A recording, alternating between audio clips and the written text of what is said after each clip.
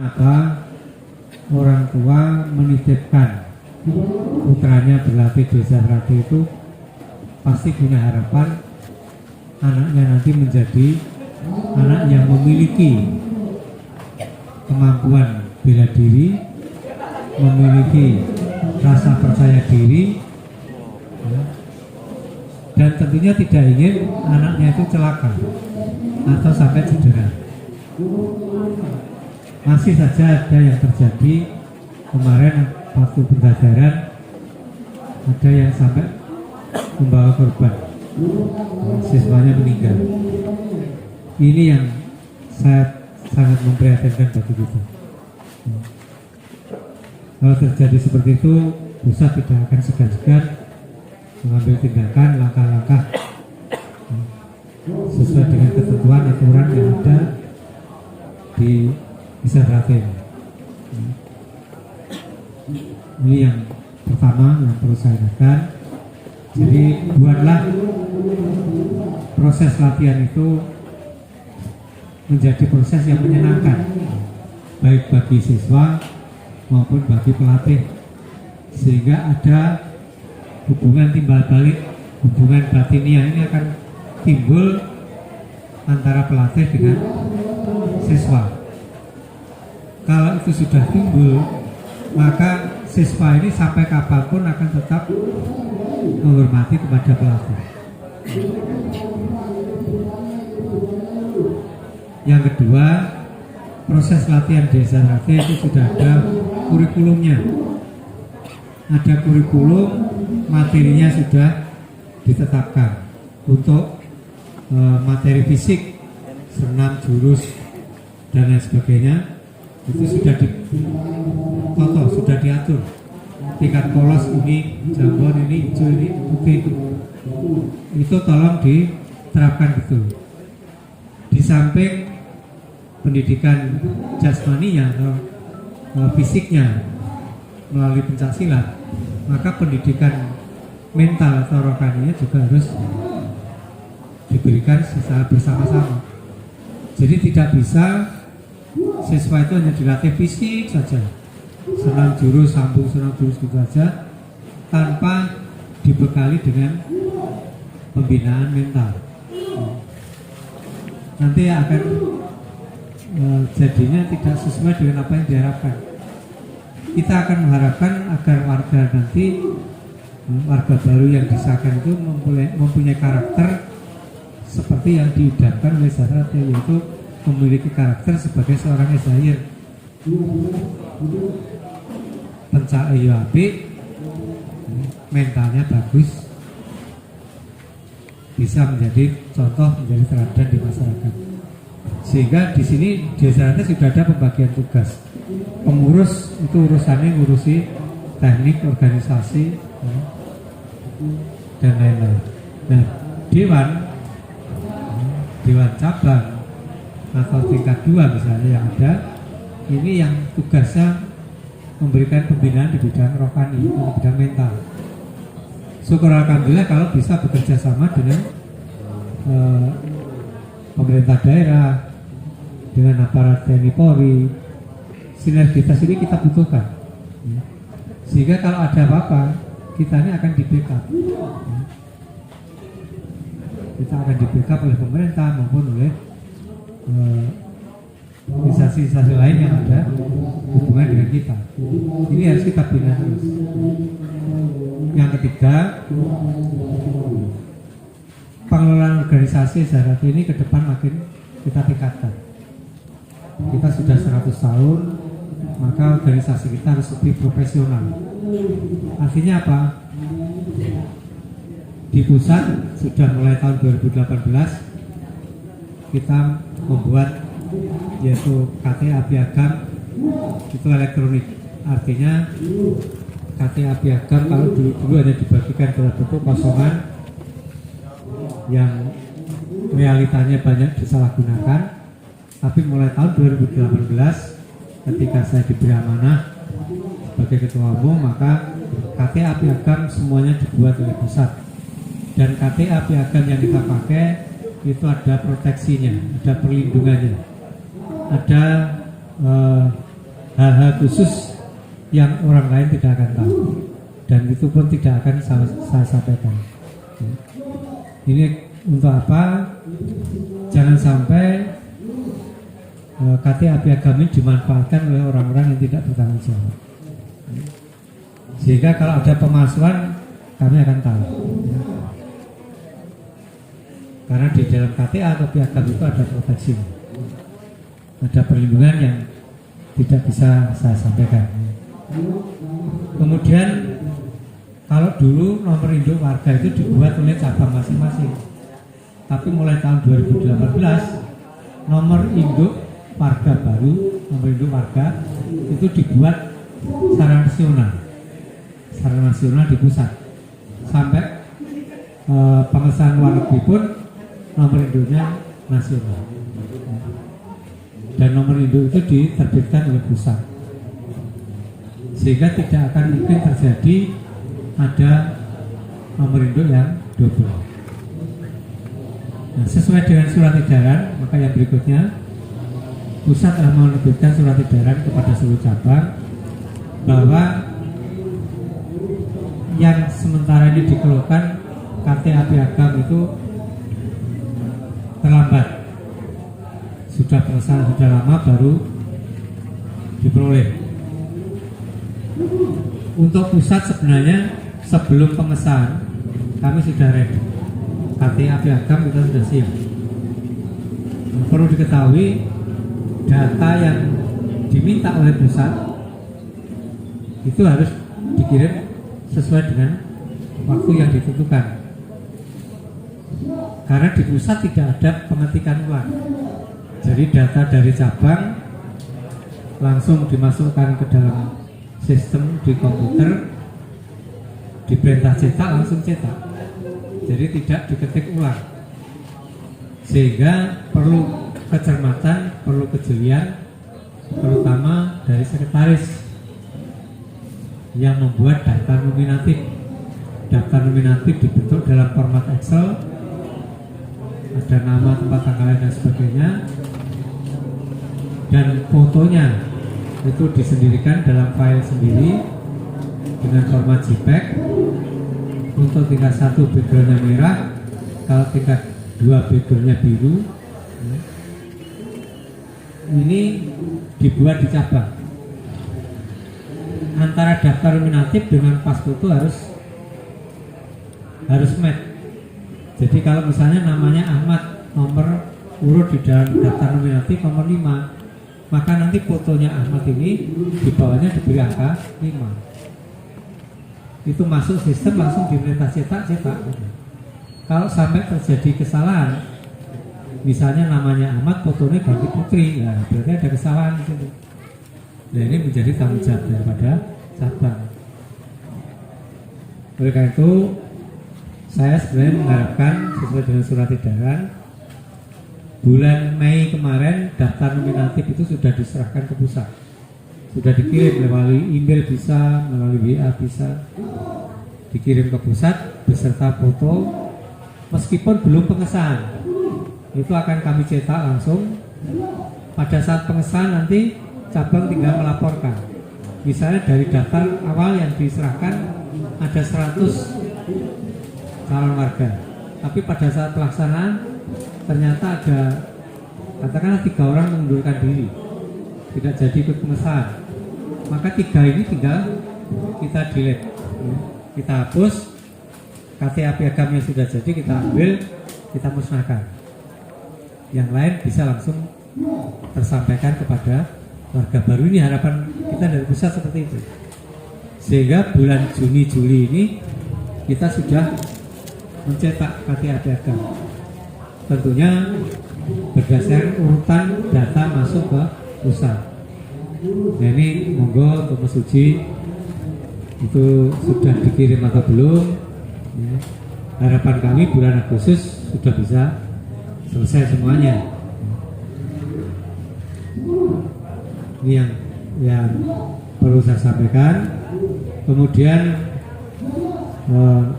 berikutnya saudara sekalian, dalam melaksanakan kegiatan menyambut 1 abad ini, ya tolong untuk bisa diatur sedemikian rupa sehingga ada kesan bagi masyarakat bahwa Gadio Indonesia Trate itu ada manfaatnya. Terserah monggo kegiatannya apa di lingkungan masing-masing. Ada cabang yang mengadakan wayangan, bahkan di Jawa ada ranting yang mengadakan wayangan, ada reokan, ada. Yang penting bermanfaat dan membuat masyarakat itu ayam tentrem, tidak ketakutan atas kehadirannya seberapa. Yang terakhir sudah yang perlu saya sampaikan, berbicara masalah hukum, memang seperti yang sudah ketahui dan mungkin juga di media sosial, permasalahan hukum ini memang terjadi sejak 2017, bahkan sebelumnya mulai 2016. Tapi alhamdulillah berkat doa restu dan dukungan dari seluruh keluarga besar Indonesia Trate, permasalahan hukum ini banyak. Mungkin kalau tidak salah ada 19/20. Ada hukum perdata, pidana dan sebagainya. Tapi semua itu alhamdulillah kita hadapi bersama. Dari sekian banyak yang ada ini hanya 3 yang penting. Yang pertama yaitu masalah merek atau hak paten. Mas Tarmaji almarhum mendaftarkan hak merek atau hak paten mulai dari lambang, nama, logo, baju sakral, baju batik, baju latihan, senam jurus dan sebagainya, ada 10 item. Itu pada tahun 2006-2007, di mana Indonesia Trate pada tahun itu kita belum punya badan hukum. Memang Indonesia Trate sejak lahir tahun 1922 sampai almarhum Mas Tarmaji meninggalkan kita tahun 2015, Mas Maji meninggal, Indonesia Trate tidak punya badan hukum. Karena apa? Kita memilih menjadi organisasi non badan hukum. Kalau menjadi organisasi yang berbadan hukum, tentu ada konsekuensinya. Ada aturan pemerintah untuk organisasi yang memiliki badan hukum. Harus punya NPWP, dalam transaksi harus kena pajak. Ini yang kita tidak mau terbelenggu masalah itu. Namun dalam kenyataannya pada tahun 2019 ada kelompok tertentu yang mendaftarkan badan hukum dengan nama Persaudaraan Satu Trate dengan alamat di Jalan Merak nomor 10 Kota Madiun. Tetapi kita yang ada di Madiun tidak pernah diajak berbicara, berembuk, ya. Tapi tahu-tahu badan hukum ini muncul.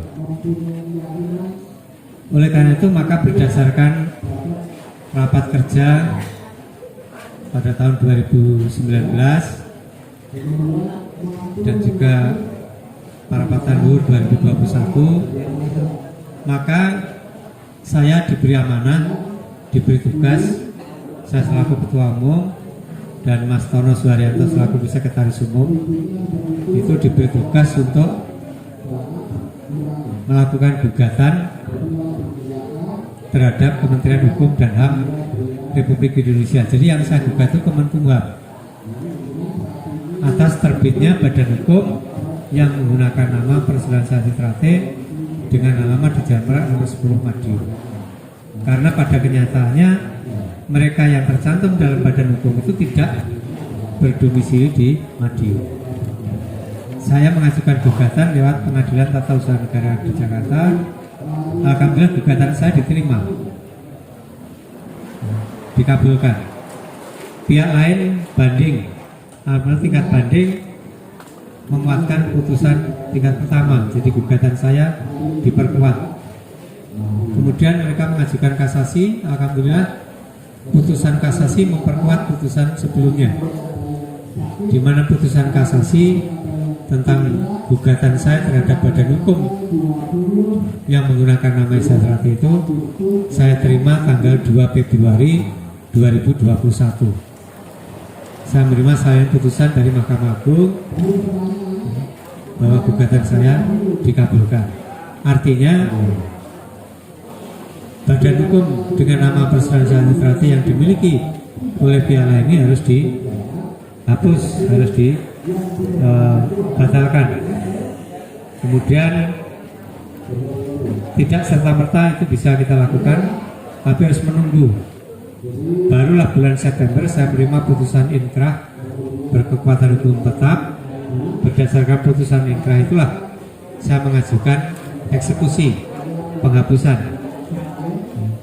melalui pengadilan di Mahkamah Agung. Akhirnya keluarlah putusan eksekusi di mana badan hukum yang dimiliki pihak lain ini dihapus dari daftar badan hukum yang ada di Kementerian Hukum dan HAM Republik Indonesia. Begitu dihapus, maka saya mendaftarkan badan hukum baru. Dan alhamdulillah berkat doa dan dukungan dari guru-guru semua, saya menerima salinan putusan pengesahan badan hukum dengan nama Persaudaraan Sehati Trate dengan alamat di Jalan Merak nomor 10 dan 17 Madiun itu tanggal 14 Februari 2022 yang lalu, bulan Februari yang lalu. Jadi legalitas kita badan hukum kita sudah punya, sah.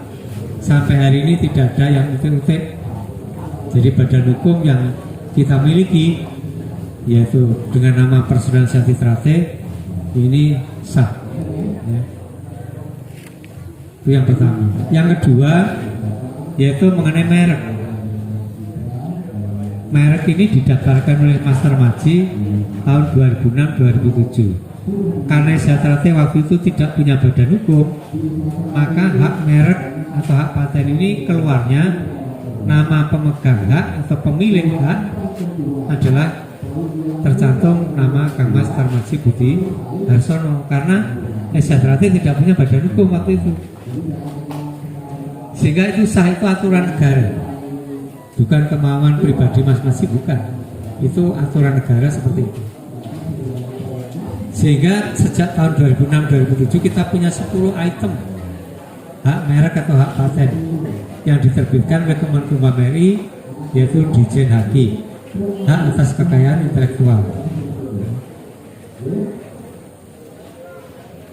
Nah, kemarin beberapa waktu yang lalu ada yang menggugat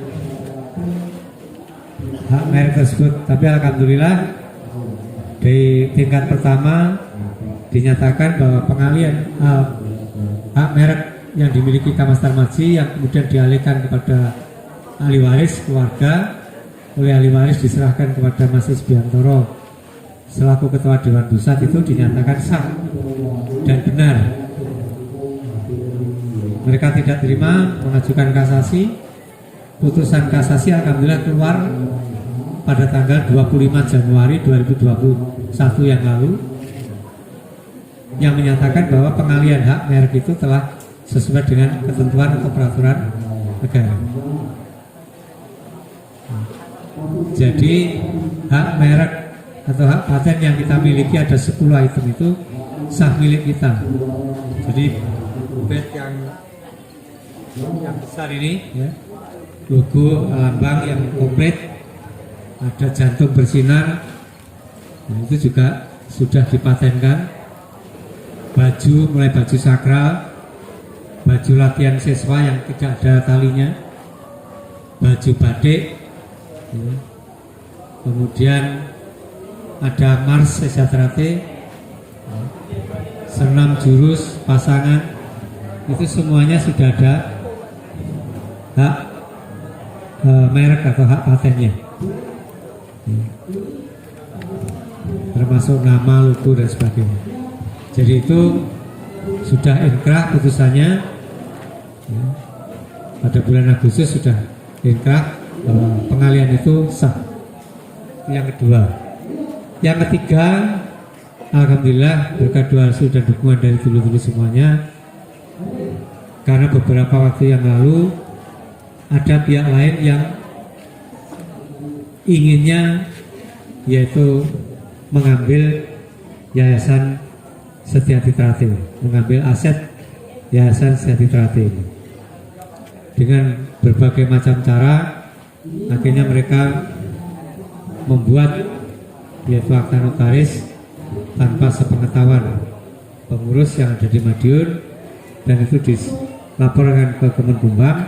Namun alhamdulillah kita melakukan pembelaan gugatan, dan alhamdulillah kemarin sudah keluar putusan kasasi dari Mahkamah Agung bahwa kepengurusan yayasan kembali kepada kepengurusan lama, yaitu kembali ke kepengurusan Setyati yang berpusat di Madiun, dengan ketua yayasan yang ditunjuk oleh almarhum Mas Tarmadji waktu itu adalah Mas Hari Wuryanto yang sekarang menjabat Wakil Bupati Madiun. Tiga hal ini yang pokok alhamdulillah ada di pihak kita. Jadi meskipun demikian, saya mengharap pada dulur-dulur semuanya, kita tidak perlu arogan, kita tidak perlu pamer, tidak perlu euforia, ya. Yang penting di hadapan pejabat, di hadapan pemerintah kita ini sah, ya. Oleh karena itulah maka dalam Munas IPSI, ya, Munas IPSI tanggal 15 Desember 2021 yang lalu, yang menjadi peserta dalam Munas IPSI Persaudaraan Setyati Trate dari Madiun, pusat Madiun, dan alhamdulillah saya sebagai delegasi dari Desa Trate. Dan alhamdulillah dalam keputusan Munas IPSI yang lalu, IPSI Provinsi seluruh Indonesia dan perguruan historis, perguruan besar anggota IPSI, anggota PBIPSI memilih dan menunjuk Pak Prabowo Subianto sebagai Ketua Umum PBIPSI, dan memilih dan menunjuk saya mendampingi beliau sebagai Ketua Dewan Pertimbangan PBIPSI. Tentunya bukan karena saya, tapi karena saya adalah saya terakhir. Maka untuk itu mari kita jaga amanah yang diberikan, kepercayaan diberikan kepada keluarga besar Desa Trate, jangan sampai kita nodai dengan hal-hal yang bisa mencoreng baik nama Desa Trate maupun nama dunia persilatan di Indonesia. Kalaupun ada pihak-pihak, kelompok-kelompok yang tidak senang pada kita, biarkanlah. Hidup ini adalah pilihan, ya. Hidup adalah pilihan. Ada kata-kata Sanskerta yang mengatakan Tanhana Dharma Mangrua, itu oleh Patih Gajah Mada, ya. Itu disampaikan seperti Tanhana Dharma Mangrua. Artinya apa? Tidak ada dharma yang mendua, sehingga hidup adalah pilihan. Kalaupun ada yang senang pada kita, monggo bergabung, kita jaga rasa persaudaraan di antara kita. Kalaupun ada yang tidak senang pada kita, ingin membuat kelompok sendiri, monggo silakan. Yang penting kita tidak usah mempermasalahkan. Mau bergabung dengan kita monggo, tidak pun kita juga tidak masalah. Yang penting mari kita jaga di internal kita sendiri, kita harus solid.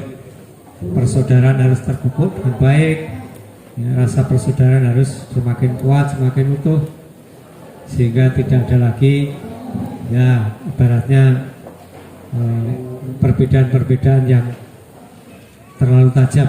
Ya. Namanya perbedaan itu masih ada, karena dunia ini indah karena ada perbedaan. Nah, kabeh podo kembang podo kabeh, menungsone podo warna kabeh yo ora enak. Karena adanya bermacam-macam inilah, ada bermacam suku, bangsa, maka dunia ini menjadi indah. Itulah saudara sekalian. Dan ini saat ini kami sedang mengadakan uji coba, tapi masih terbatas. Ya. Kami mengadakan uji coba, nantinya pendaftaran menjadi calon warga baru itu nanti kita melalui aplikasi. Jadi nanti ada aplikasi yang bisa diunduh melalui ponsel masing-masing. Melalui aplikasi itulah nanti siswa yang naik dari hijau ke putih langsung mengentri datanya. Kalau cabang mungkin dari polos, jambon, hijau itu urusannya cabang. Tapi yang naik ke putih itu nanti mengentri data sendiri.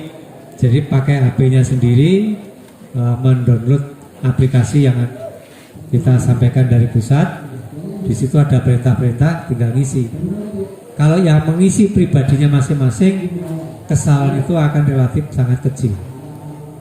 Foto juga demikian, gak perlu pengurus foto calon warga sitok-sitok ya, tapi cukup mereka foto dirinya sendiri pakai HP, langsung dikirim, udah jadi. Sehingga peranan sekretaris mungkin nanti akan berkurang. Mudah-mudahan tahun depan sudah bisa diterapkan.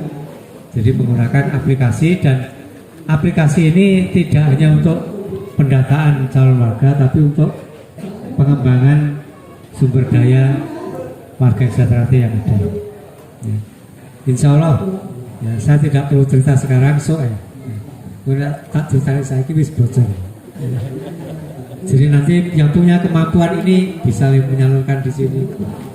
Kita punya sedulur banyak, punya usahanya macam-macam. Nah, untuk mengembangkan usaha masing-masing bisa itu melalui aplikasi. Kalau sekarang ada Lazada, ada Shopee, nyapa bisa nanti iso, ada Gojek, bisa nanti harus bisa. Ini pemikiran saya ke depan, sehingga dalam kurun waktu sampai nanti tahun 2026 masa bakti kepengurusan saya sebagai ketua umum selesai. Paling tidak saat ini alhamdulillah dengan situasi kondisi yang kita ini ibaratnya dipepet kalau saya boleh katakan paribasannya, saya itu diinjek, dicaci, dipaki, ya, dihadapkan dengan berbagai permasalahan hukum. Alhamdulillah sejak tahun 2018 kemarin saya beserta pengurus pusat mampu ya raketang utang-utang mewujudkan bangunan gedung baru yang saya beri nama Graha Gereja Budaya, yang insya Allah nanti puncak acara kegiatan 1 abad akan dilaksanakan di Graha Gereja Budaya ini. Tanahnya memang sudah ada, ditinggali oleh almarhum Kang Mastar Maji Budiarsono yang waktu itu masih mengangsur tapi belum selesai. Ya saya sebagai yang melanjutkan ya punya tugas, punya kewajiban untuk menyelesaikan itu, dan dengan bantuan saudara-saudara kita alhamdulillah gedung Graha Gereja Budaya ini sekarang sudah hampir selesai untuk kegiatan 1 abad. Ada gedung, ada perigitan, ada pendopo. Kemudian di depan pendopo inilah kita bangun monumen 1 abad. Di sebelah kanannya ada, saya tempatkan gamelan atau gong besar, diameternya 2,6 meter, jadi tinggi. Itu terbuat dari kuningan. Kemudian yang di sebelah kirinya monumen saya gantungkan logo 1 abad, juga tingginya 2,6 meter. Ini merupakan ya tanda kenang-kenangan sekaligus merupakan monumen sejarah perjalanan Eksatrate ke depan. Mudah-mudahan generasi Eksatrate ke depan nanti bisa mengingat, bisa mengetahui bagaimana suka duka perjalanan Eksatrate ini sehingga bisa mencapai 1 abad ini. Ini yang perlu saya sampaikan. Dan nanti insya Allah kegiatan-kegiatan dalam menyambut 1 abad, panjenengan tidak usah datang ke Madrid, bisa mengikuti lewat virtual ya, lewat Zoom. Nanti akan kita sampaikan ke semua cabang nanti bisa menjadi peserta dalam Zoom sehingga bisa mengetahui agenda-agenda kegiatan yang ada di pusat. Itulah saudara sekalian, saya titip, mari kita jaga bersama kehadiran Sejahtera Hati ini benar-benar memberikan kesejukan bagi masyarakat, memberikan manfaat bagi masyarakat, bangsa dan negara. Mungkin sebelum saya akhiri, saat ini kita dihadapkan dengan agenda pemerintah, yaitu akan adanya perhelatan politik, yaitu adanya pilpres, pileg, mungkin juga pilkada.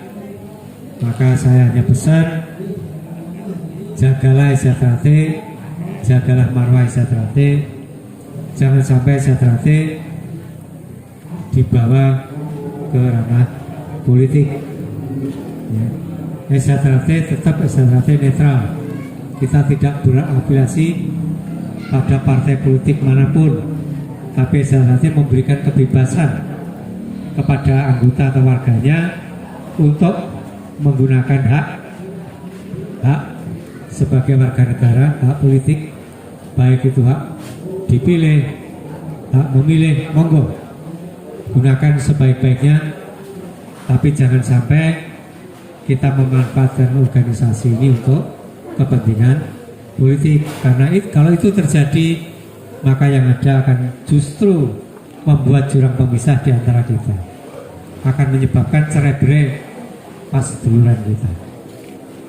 Silakan kita dengan cantik, ya, dengan apa itu tidak memanfaatkan organisasi, tapi kita mampu menghimpun. Ya. Kewajiban kita kalau ada dulure sambat, ya kita bantu. Ya. Kita tidak usah melihat apa bajunya, apa kelompoknya, tapi yang kita bantu adalah saudara kita. Kalau ada saudara kita yang maju, sudah saatnya kita Sejahtera Hati ini tampil menjadi pemimpin-pemimpin di masyarakat. Ya. Tapi ya itu, jangan sampai proses pemilihan ini kita kotori dengan hal-hal yang bertentangan dengan ketentuan organisasi. Saya senang kalau melihat saudara kita berhasil. Mohon maaf, misalnya saya ambil contoh di Ngawi, bupati ini, wakil bupati, ketua DPRD, anggota DPRD hampir 70% warga Sejahtera Hati. Berangkatnya macam-macam, ada partai A, B, C, D, tidak masalah. Monggo silakan, yang punya kemampuan, punya keinginan, monggo. Kewajiban kita sebagai saudara kita dukung dengan cara-cara yang bermartabat, tidak merusak organisasi. Di Madiun wakil bupati bisa terapi. Anggota DPRD di Madiun hampir 70% juga warga Sejahtera Hati. Ponorogo juga demikian, Magetan. Nah, oleh karena itulah, monggo kalau di Kabupaten Mesuji ini ada saudara kita yang bisa ditokohkan, monggo silakan gunakan hak penjaringan sebagai warga masyarakat.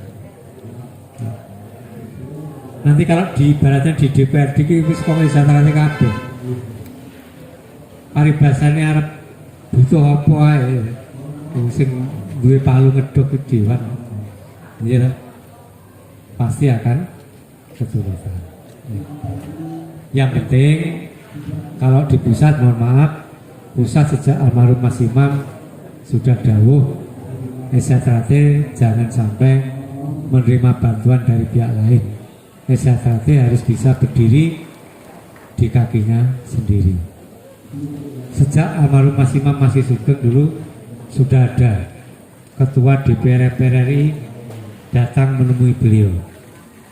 Saya waktu itu jadi sekretaris pusat. Ketua DPR RI ini menyampaikan Sejahtera butuh apa, karena waktu itu kita belum punya gedung, belum punya. Saya nebeng-nebeng, nurut-nurut kabeh. Pusat pada ini. Minta tanah di mana, dibayar, dibangunkan gedung. Tapi apa jawab Mas Imam? Boten. Sejahtera biar berdiri dengan kemampuannya sendiri. Ditolak. Pernah juga dari waktu itu Menteri Pemuda Olahraga datang membawa koper isinya uang. Waktu itu ketua umumnya Mas Maji, Mas Imam ketua dewan, saya sekretaris umum. Kalau mau Sejahtera tanda tangan, monggo. Bangun gedung tingkat iso, tapi apa? Kita tolak. Apa dasar pemikiran dari amal Mas Imam Mas Maji? Kalau Sejahtera menerima sesuatu, menerima bantuan dari pihak lain, nek sik dong api, nek sik dong seneng, nggak apa-apa.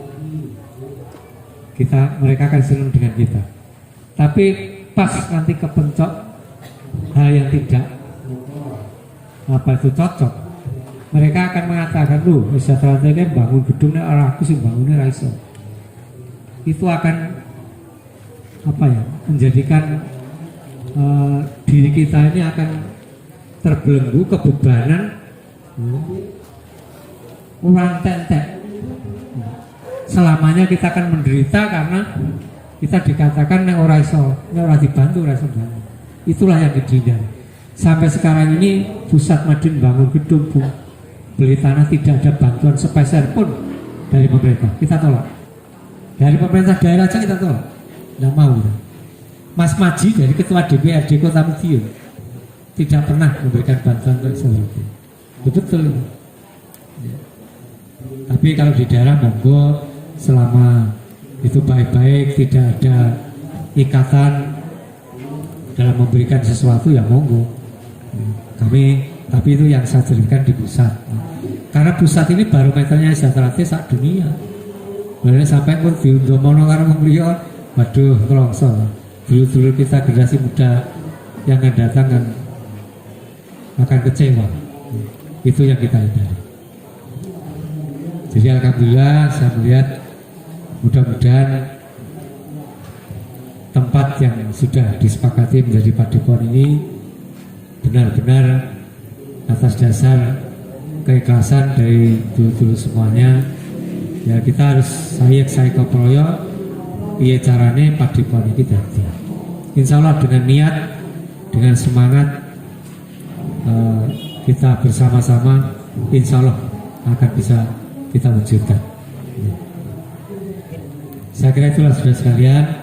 Saya mohon maaf karena ya saya belum istirahat sudah hampir 3 bulan. Terus ya keliling ya menyelesaikan persiapan kegiatan satu abad dan sebagainya, sehingga kondisi saya agak menurun. Jadi saya mohon maaf. Untuk itu saya terima kasih panjenengan sudah meluangkan waktu, tenaga, pikiran bersama adik-adik untuk berkumpul di tempat ini. Semoga pertemuan yang dilaksanakan pada hari ini membawa hikmah, membawa manfaat bagi kita masing-masing dan bagi keluarga besar Sejahtera serta masyarakat yang ada di lingkungan kita. Dan kami berharap kehadiran Sejahtera di sini nanti disempuyung oleh masyarakat. Oleh karena itu jangan segan-segan, kita harus selalu mendekatkan diri kepada masyarakat, kepada tokoh-tokoh agama, tokoh masyarakat, alim ulama yang ada di sini. Ya. Saya kira demikian yang dapat saya sampaikan. Kurang lebihnya mohon maaf. Kami akhiri bila taufiq wal hidayah. Wassalamualaikum warahmatullahi wabarakatuh. Sampaikan salam saya pada saudara kita yang kebetulan hari ini tidak bisa hadir. Ya. Jadi sama saudara, dulu saya di SRAT juga tidak langsung ujuk-ujuk dari ketua umum Yura. Saya mulai berlatih di SRAT tingkat polos itu masih anak-anak. Saya berlatih di SRAT tahun 68.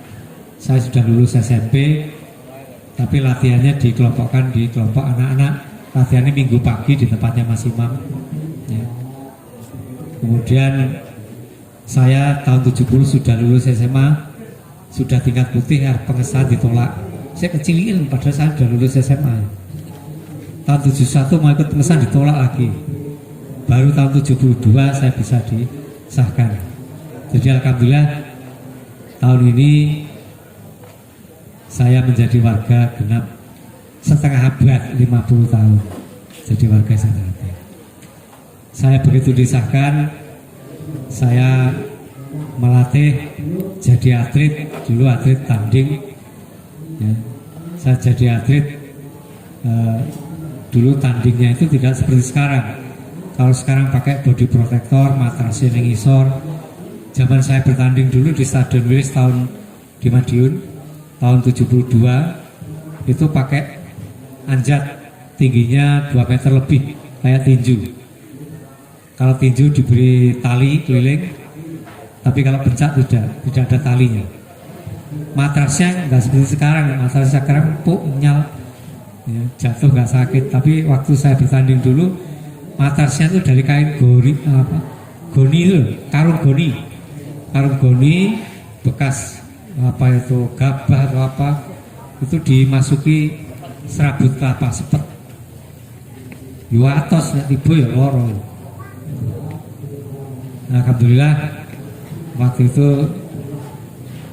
saya melawan Ponorogo dari perguruan Badara Perkasa di Ponorogo. Ternyata lawan saya itu anggota polisi ya. Jadi saya menang dis karena dulu aturannya pertandingan itu pakai mukul kepala, mukul kemaluan tidak boleh. Arep nyingkut dengkul meeting di sekolah. Pokoknya sing ora oleh mukul kepala, mukul kemaluan. Nah, lawan saya itu setelah saya tendang 3 kali jatuh ke bawah, ya lumayan 2 meter lebih jatuh ke bawah. Naik yang terakhir, yang ketiga itu emosi, mukul muka saya sehingga mata saya berdarah. Tapi saya tidak jatuh di atas ring, tidak. Diperiksa dokter, maunya saya tetap nekat, saya mau melanjutkan, tapi oleh dokter tidak boleh melanjutkan. Dan lawan saya dinyatakan dis, jadi saya menang dis. Akhirnya saya dirawat Mas Imam sampai 6 bulan. Setelah itu saya melanjutkan pertandingan di tingkat provinsi.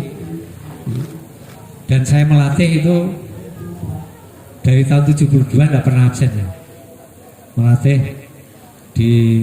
dulu di Kecamatan Ndolopo, Kebonsari, di Ponorogo itu yang melatih pertama kali sampai bisa disahkan itu saya.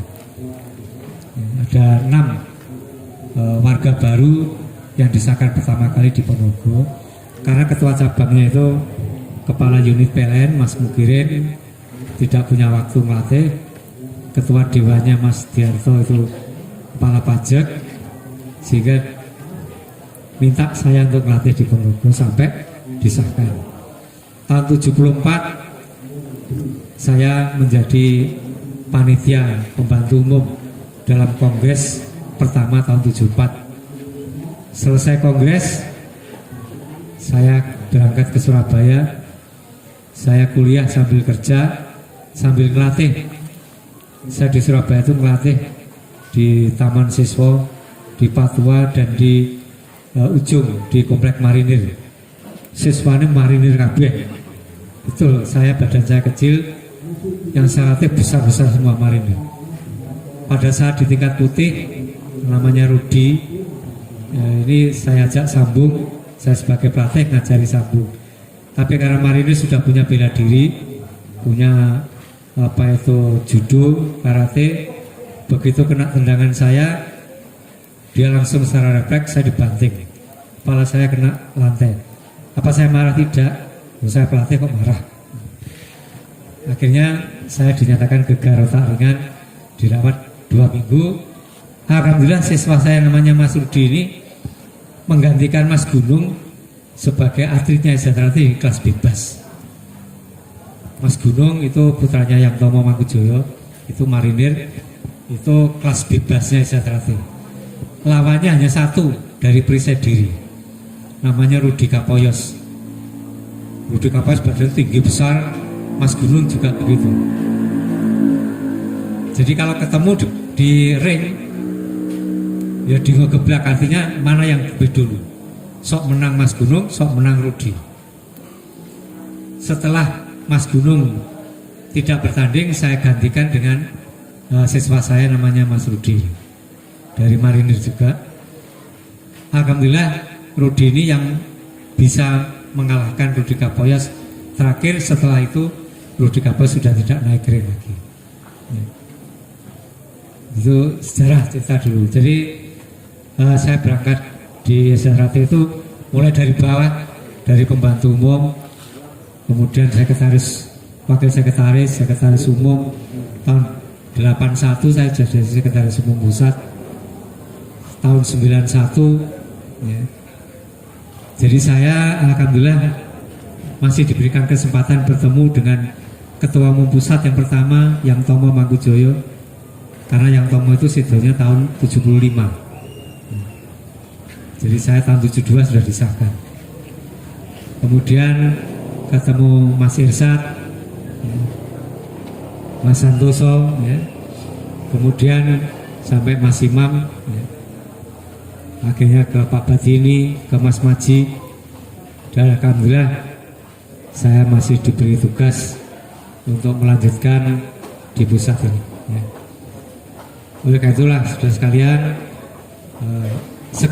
sekecil apapun yang kita perbuat, yang penting untuk Sejahtera. Kita jangan berpikir apa yang kita dapatkan, tapi justru kita harus berpikir apa yang bisa kita sumbangkan untuk organisasi ini. Saya kira itulah saudara sekalian sedikit tambahan. Terima kasih, saya mohon pamit. Bila taufiq wal hidayah, wassalamualaikum warahmatullahi wabarakatuh.